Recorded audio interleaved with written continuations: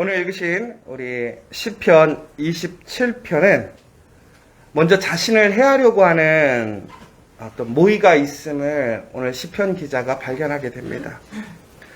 그러면서 이 시편 27편을 통해서 이 시편 기자는 그러한 악인들, 또 불의한 자들, 자신을 해하려고 하는 자들에게서 하나님께서 자기를 구해달라고 구원해 주시기를 간구하는 시편입니다. 그러면서 그는 또한 그 간구 속에서 하나님 앞에 확신을 가지고 하나님의 그 말씀을 붙드는 가운데 그는 다시 한번 그 소망으로 믿음으로 나아가는 모습을 우리는 시편 27편을 통해서 보게 됩니다. 여러분 전혀 예상치 못했던 일들을 경험했을 때 여러분들은 당황하시는 편입니까? 아니면 좀 태연하신 편입니까? 저도 이게 많은 일들을 경험하다 보니까 일의 경중을 떠나서 제가 감당할 수 있는 일에는 어떤 일이 됐든 간에 그런갑다 하는 것 같아요. 그런데 제가 감당할 수 없는 수준, 그리고 전혀 생각지도 못했던 일이 갑자기 돌발적으로 일어나게 되면 태어나지 못하는 것 같아요. 예를 들면 우리가 운전을 하다가 무슨 사고가 났을 때 우리가 참 많이 당황해 하잖아요. 왜 그러냐면 일반적인 일이지 않기 때문에 그렇습니다. 그런데 우리가 사고도 참 이상하게 몇 번 나보면 사고가 나도 그런갑다 하고 침착해지더라고요. 제가 저번에도 한번 이렇게 신호등을 건너다가 사람하고 한번 부딪힌 적이 있었어요. 근데 제가 모르고 지나가다가 소리가 나서 아무래도 이상한 것 같아 뒤를 봤더니 그 사람이 저를 보고 사진을 찍고 있더라고요. 그래서 빨리 내려서 제가 거기서 그 사람하고 일을 잘 처리하고 그 다음에 우리 보험사 직원을 불러서 모든 일을 처리했어요. 그런데 제가 사고가 몇 번 나봤거든요.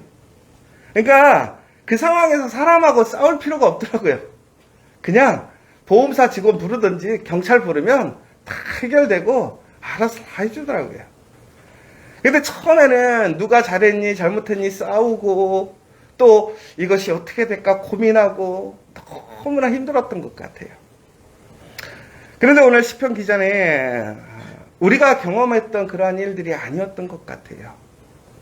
내가 전혀 예상치 못했던 나를 해하려 하고 나를 무너뜨리려고 하는 그런 나쁜 이야기를 보게 된 거예요. 여러분, 그런데 이것이 단순히 말뿐이 아니라 실제적으로 나를 죽이려고 하는 사람이 있다고 한번 생각해 보세요. 나를 함정에 빠뜨리고 내가 지금까지 쌓아 올린 모든 것들을 무너뜨리려고 하는 사람이 있다고 생각해 보세요. 사실이 아닌 것을 사실인 양 사람들에게 이야기하고 비방하고. 여러분, 우리가 요즘에 그 인터넷을 통해서 보면 SNS에 댓글이라는 게 있잖아요. 여러분, 사람들이요, 그 댓글에도 상처받아가지고 자기의 인생을 포기하는 사람들이 너무나 많아요. 이처럼 우리는요, 우리를 비방하거나 내리깎거나 나를 힘들게 하는 사람들을 우리는 잘 견디지 못해요. 그런데 오늘 시편 기자는 그러한 모든 상황 속에서 태어날 것이다라고 얘기를 해요. 그 사람의 성품이 특별한 게 아니에요. 이유가 있더라고요. 여러분, 우리가 그리스도인이 된다라고 하는 것은 바로 이처럼 어떠한 일 앞에서도 우리는 평안할 수 있고 태어날 수 있다라는 사실이에요. 왜 그렇습니까? 바로 하나님이 나의 빛이고 나의 구원이시기 때문에 그렇습니다. 더 나아가서 하나님은 내 생명의 능력이시기 때문에 그렇다라는 거예요. 그래서 오늘 시편 기자는 이렇게 얘기해요. 나는 그래서 나의 상황, 그 문제를 무서워하지 않고 두려워하지 않습니다. 태어납니다. 왜? 하나님께 맡기면 된다는 거예요. 제가 처음에 말씀드렸잖아요. 교통사고 나면 뭐 하면 된다고요? 보험사에 전화하면 돼요. 절대로 여러분 나가서 이렇다 저렇다 싸우실 필요도 없고 보험사한테 맡겨주시면 모든 거, 그 보상까지도 다 알아서 해줘요. 여러분, 그런데 우리의 삶 속에 그런 자동차 운전마저도 그 나를 보호해주겠다고 했던 그 사람들에게 맡기면 이렇게 표현한 것을, 우리의 나라, 우리의 생명, 우리의 가정, 일터 모든 것을 창조하시고 그 하나님의 선한 계획 속으로 이끌어 가시면서 나에게 가장 선하고 좋은 것을 주시려는 하나님 앞에 내가 이런 문제와 어려움을 하나님께 요청했을 때 하나님께서 외면하시겠습니까? 보험사의 직원은 고객이 사고를 당했을 때 요청하면 나가야 되는 책임이 있고 의무가 있어요. 그런데 하나님은 우리에게 약속하심으로 우리에게 그러한 책임을 지시겠다고 말씀해 주셨다라는 거예요. 여러분, 그러므로 우리가 어렵고 힘들 때, 문제가 있을 때 우리는 어떻게 해야 되느냐? 하나님께 기도하면 된다라는 거예요. 하나님을 부르면 된다라는 거예요. 오늘 말씀에 보면 이렇게 나와 있어요. 군대가 나를 대적할지라도. 여러분, 한 사람이 아니에요. 군대예요. 군대는 절대로 내가 맞설 수 있는 대상이 아니에요. 여러분, 이것은 분명 100% 질 수밖에 없고 내가 죽을 수밖에 없는 상황이라는 거예요. 그런데 오늘 시편의 기자는 오늘 나는 여전히 태어나다라고 얘기하고 있어요. 왜? 하나님이 나와 함께 하시기 때문에. 오늘 그러면서 이렇게 얘기해요. 내가 한 가지 바라는 일이 하나 있어. 그게 뭐냐면 바로 내가 내 평생에 여호와의 집에 살면서 여호와의 아름다움을 바라보며 그의 성전에서 사모하는 그것이라. 여러분, 오늘 그에게 문제가 생겨서 그는 지금 매우 곤란한 상황이고 어려운 상황이에요. 근데 그가 두려워하지 않는데요. 무서워하지 않는데 태어나대요. 그런데 오늘 그가 구할 것이 있는데 그는 하나님의 집에 살면서 하나님의 아름다움을 바라보며 그 성전에 기쁨으로 살아가는 것을 사모한다라고 되어 있어요. 무슨 얘기인가요? 다시 얘기하자면 우리가 하나님의 집에 거하고 있다면 그 어떤 시험과 도전과 공격도 그것을 이길 수 없어요. 여러분, 혹시 예전에 그 어린이 동화 중에 돼지 삼형제라는 그 동화 기억나세요? 삼형제가 집을 지었잖아요. 첫째가 지프로 짓고, 둘째가 나무로 짓고, 셋째는 이제 돌로 집을 짓는 것을 보게 돼요. 늑대가 지프로 지은 집은 보니까 날아가 버리더라고요. 나무로 지은 집은 늑대가 몸으로 받아버리니까 날아가 버리더라고요. 그런데 벽돌집은 불어도 안 날아가고 부딪혀도 안 날아가고 나중에 그래서 어디로 들어가냐면 굴뚝으로 들어가려고 하는 걸 보게 되잖아요. 여러분, 이처럼 든든하고 강한 집이 있으면 외부에서 그 어떤 적도 들어오지 못해요. 여러분, 우리가 하나님의 집에 거한다라는 것은 바로 이처럼 가장 완전하고 완벽하고 안전한 집이라는 거예요. 여러분, 혹시 동물원 가보셨습니까? 동물원에 가면 얼마나 무서운 동물이 많은지 몰라요. 사자도 있고 호랑이도 있고 곰도 있고. 근데 우리는 그 동물들을 동물원에서 무서워하세요? 우습게 하세요? 얼마나 우습게 하는지 몰라요. 그런데 여러분, 왜 우리가 우습게 알죠? 동물원에는 그 동물과 우리를 갈라놓는 벽이 있단 말이에요. 유리벽이 있단 말이에요.